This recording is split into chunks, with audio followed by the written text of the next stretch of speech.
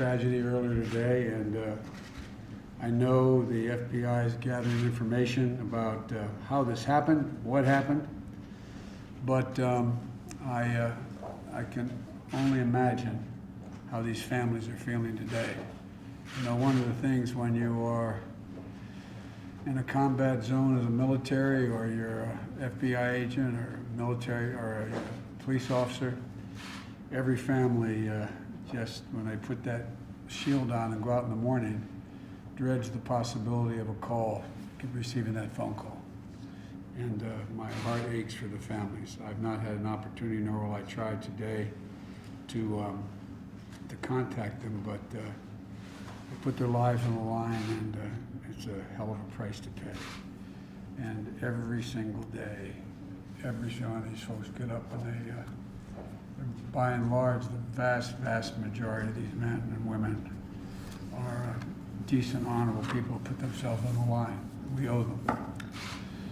But the purpose of my asking you here today is I want to congratulate the new Secretary Mayorkas, who's going to take on an easy job, nothing to it, Homeland Security, and going to deal, looking forward to his leadership and working with Congress on a lot of issues, including the immigration bill that has, I think, great support in both chambers. Today I'm going to sign a few executive orders to strengthen the immigration system, building on the executive actions I took on day one to protect dreamers, and to end the Muslim ban, and to better manage our borders. And that's what these three different executive orders are about. And I want to make it clear, there's a lot of talk, with good reason, about the number of executive orders that I have signed.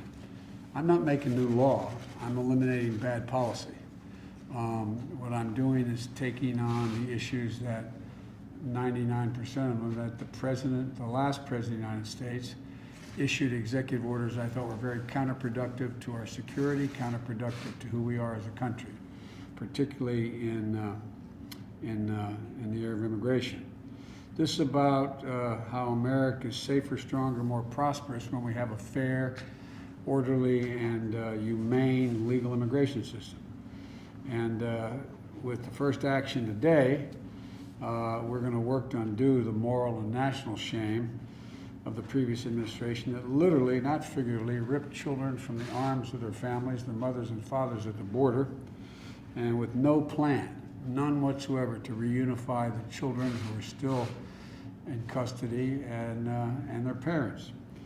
The second action addresses the root causes of our migration to our southern border. And the third action, the third order I'm going to be signing, orders a full review of the previous administration's harmful and counterproductive immigration policies, basically across the board. And so with that, I'm going to sign the first order, which is a reestablishment of the interagency task force and the reunification of families. And remove the stain on our reputation for what the separations cause. That is the first order.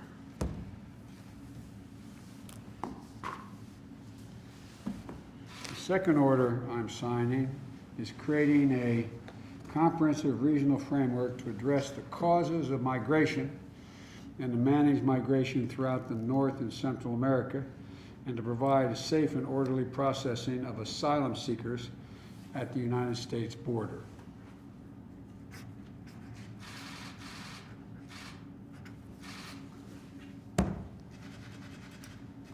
And the third order I'm signing is restoring the faith in our legal immigration system and strengthening immigration and inclusion efforts for new Americans.